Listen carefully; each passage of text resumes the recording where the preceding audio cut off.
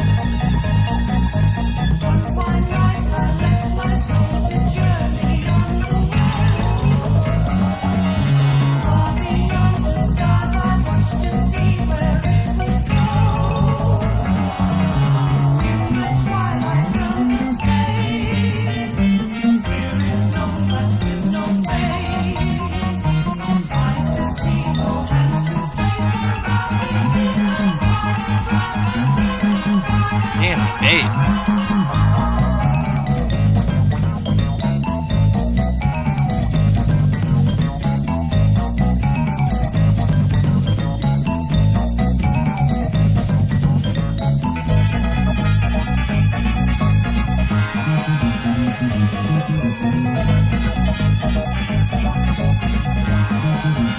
God damn.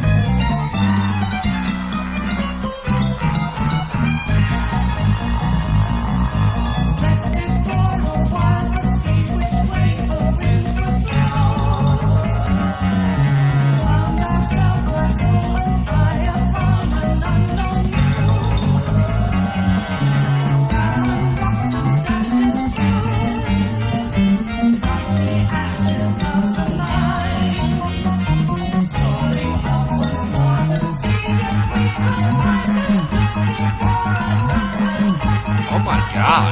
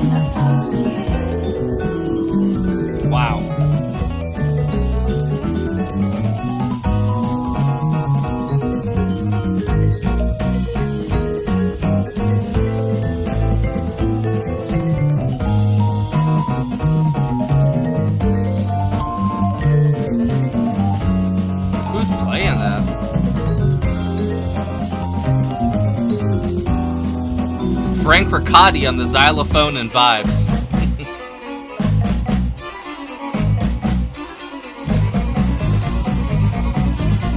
Oh, wow.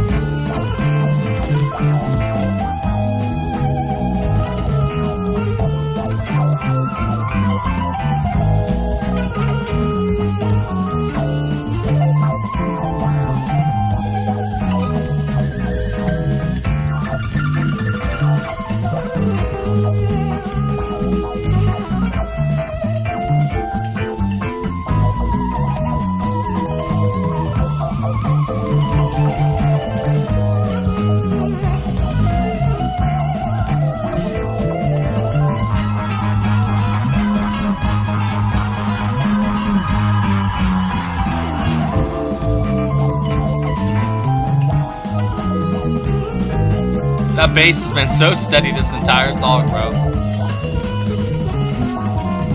Drummer's going in, too.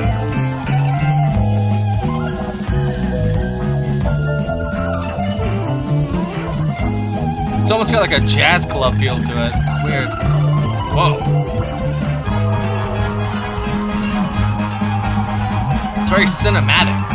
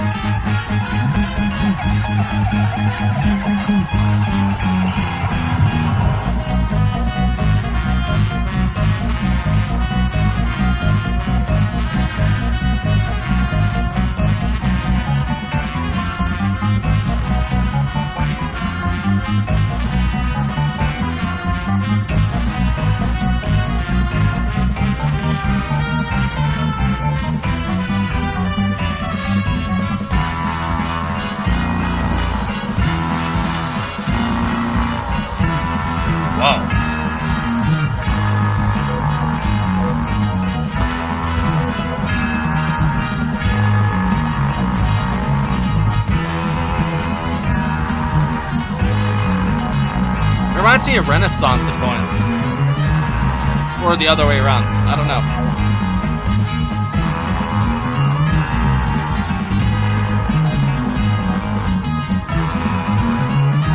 That hi-hat, wow.